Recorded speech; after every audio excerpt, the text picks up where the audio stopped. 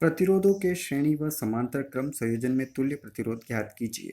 Find equivalent resistance for series and parallel combination of resistance.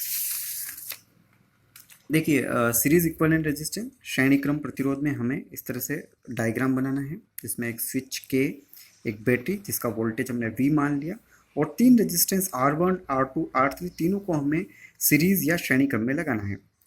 So total voltage V वो तीन part में divide हो रहा है, V1, V2, V3, पर इस सर्किट के अंदर करंट जो है वो सेम रहेगी। So now the total voltage V equal to V1 plus V2 plus V3। This is the equation number 1। हमें पता है कि Ohm's law V equal to I into R. अब टोटल वोल्टेज की वैल्यू I इंटू आर की value equation number 1 पर रखने पर, so I R equal to IR1 plus IR2 plus IR3, मतलब V1 equal to IR1, V2 equal to IR2 and V3 equal to IR3 हो जाएगा।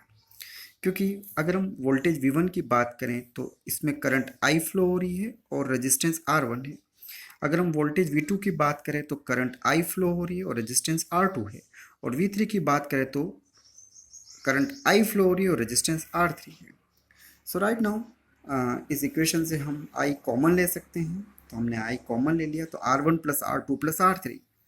Now ये I और ये I आपस में कैंसिल हो जाएंगे। So total resistance R equal to R1 plus R2 plus R3। So this is the formula of series equivalent resistance, श्रेणी क्रम का सूत्र है। अगर हम पैरेलल कॉम्बिनेशंस की बात करें समांतर क्रम की, तो समांतर क्रम में हमें क्या करना पड़ेगा कि इस तरह से सर्किट डायग्राम बनाना होगा, जिसमें एक स्विच के, अगेन एक बैटरी जिसका वोल्टेज हमने V मान लिया, और हम जैसे ही स्विच के को ऑन करेंगे तो इस बैटरी से करंट I फ्लो होने लग जाएगी।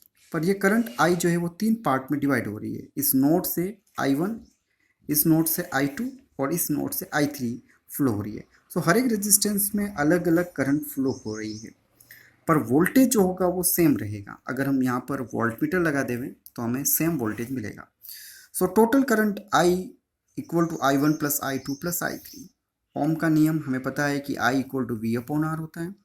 नाउ इस फॉर्मूले की वैल्यू इक्वेशन नंबर 1 में पुट करने पर, so total current I V upon R is equal to I1 की अगर हम बात करें V upon R1 plus I2 V upon R2 plus I3 V upon R3।